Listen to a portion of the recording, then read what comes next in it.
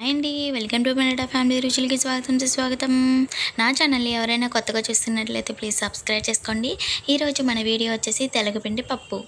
తెలగపిండి అంటేనే ఈ జనరేషన్లో తెలియనోళ్ళు చాలామంది ఉన్నారు. తెలగపిండి ఎలా వస్తుందంటే మనకి నువ్వుల నూనె ఆడతారు కదా, దాని నుంచి మనకి పొట్టయితే వస్తుంది కదా, దాన్ని తెలగపిండి అని పిలుస్తూ ఉంటారు.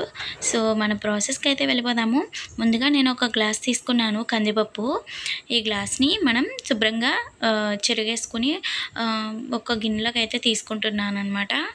ఈ గ్లాసు టీ గ్లాస్ని అయితే తీసుకున్నాను. మీరు కావాలంటే కుక్కర్లో కూడా కుక్ చేసుకోవచ్చు అనమాట పప్పుని. ఇలాగా నేనైతే గిన్నెలో తీసుకుంటున్నాను. నేను చిన్న గ్లాస్తోనే చేస్తున్నాను కాబట్టి సో నాకైతే ఇలా సరిపోతుంది అనమాట. శుభ్రంగా వాష్ చేసేసి నీళ్ళు పోసేసి పొయ్యి మీద అయితే పెట్టేయాలి. ఇది మనకి బాగా ఉడకాలన్నమాట. ఒక 80% దాకా ఉడికేస్తే మనకి సరిపోతుంది అనమాట. ఇదేనండి తెలగపిండి అని పిలుస్తారు. ఇది మన ఆషాఢ మాసంలోనూ బాలంత్రాలు అన్నప్పుడు కూడా మనం ఎక్కువగా అనేది తింటూ ఉంటాము. సో ఇది ఇలా ఉంటుంది, ఎక్కడైనా దొరుకుతుంది. బయట కిరాణా కొట్టులో కానీ అలా సూపర్ మార్కెట్లో కానీ దొరుకుతూ ఉంటుంది. అలాగే వెల్లుల్లిపాయలు వేసుకోవాలి, అలాగే మినపప్పు, జీలకర్ర, ఆవాలు, అలాగే కరివేపాకు, అలాగే ఎండుమిర్చి అండి. వీటికి కావాల్సిన ఇంగ్రీడియంట్స్ అనమాట. సో చూసారు కదా, ఇలా ఈ విధంగా అయితే సర్దేసుకుంటే మనకి పప్పు ఉడికే లోపలికి మనం ఈ ఇంగ్రీడియంట్స్ అన్నీ కూడా సర్దేసుకుని పక్కన పెట్టుకుంటే మనం తాలింపు పెట్టుకున్నప్పుడు అలాగే మనకి తీసుకోవడానికి కంఫర్ట్గా ఉంటుందన్నమాట. సో ఈ విధంగా అయితే సర్దేసుకున్నాము. ఇప్పుడు పప్పు ఎలా ఉడికిందా లేదా అనేది చూద్దాము. సో పప్పు అయితే చాలా బాగా ఉడికింది. మనకి ఉడకాల్సిన కన్సిస్టెన్సీ అంటే ఇదేనండి. సో పప్పు అయితే బాగా ఉడికింది కదా, ఇప్పుడు మనం తెలగపిండి వేసుకుందాం అనమాట. వాటర్ అయితే మనకు ఉండాలన్నమాట. వాటర్ కొద్దిగా ఉండంగానే మనం ఈ తెలగపిండిని వేసుకుందాము. ఈ తెలగపిండిని వేసిన తర్వాత మనం ఒకసారి కలుపుకోవాలండి.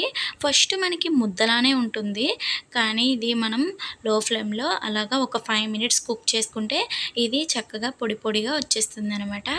మీరు ఏ విధంగా ఎప్పుడైనా ట్రై చేయండి. చాలా ఆరోగ్యకరమైన వంటకం అనమాట ఈ పప్పు. అలాగే ఇందులోకి పసుపు, అలాగే రుచికి సరిపడినంత సాల్ట్ని వేసుకుంటున్నాను. ఇదంతా కూడా ఒకసారి బాగా మిక్స్ చేద్దాము. చూసారు కదా, చాలా పొడి పొడి ఆడిపోద్దండి. మనం అన్నంలోకి చక్కగా బాగుంటుందన్నమాట. ఇప్పుడు తాలింపు అయితే పెట్టుకుందాము. 2 టీ స్పూన్ల ఆయిల్ని అయితే వేసుకున్నాను. ఆయిల్ వీటెక్కిన తర్వాత ఇప్పుడు మనం ముందుగా వెల్లుల్లిపాయలను వలుసుకు పెట్టుకున్న ఒక పాయని అయితే వలుసుకున్నాను నేను. ఇలా వలుసుకుని పెట్టుకున్న వెల్లుల్లిపాయలని చక్కగా నూనె కాగిన తర్వాత వేసుకుని వేగించుకోవాలన్నమాట. ఇలా వేగించుకున్న తర్వాత ఇందులోకి మన పోపు దినుసులు కూడా సర్దుకున్నాం కదా పక్కన, అవి కూడా 1 బై 1 వేసుకుందాము.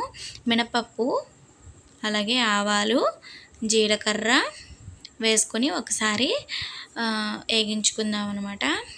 సో లో ఫ్లేమ్లో మాడిపోకుండా చక్కగా వేగించుకుందాము. సో ఈ విధంగా మనకి ఈ పప్పుకి ఎల్లుల్లిపాయలు బాగా ఉంటే చాలా బాగుంటుంది అనమాట. సో ఎల్లుల్లిపాయలను పక్కన పెట్టేసుకొని కింద అనేది నేను కరివేపాకు, ఎండుమిరగాయలని వేసేసుకొని బాగా వేగించేసుకొని ఇదంతా కూడా ఒకసారి మిక్స్ చేసేసి పప్పులోకి అనేది వేసేసుకున్నాను అనమాట. సో చూసారు కదా, ఇలాగా ఈ విధంగా వేసేసుకున్న తర్వాత ఒకసారి బాగా కింద నుంచి పైకి అలాగా కలిపేసుకోవాలన్నమాట. చాలా బాగుంటుంది ఇది. మెయిన్గా ఆడవాళ్ళకి మంచిదనమాట. బాలింతరాలు, మనం చిన్న బాలింతరాలు అన్నప్పుడు కూడా ఇది మనం చేసుకుంటాము.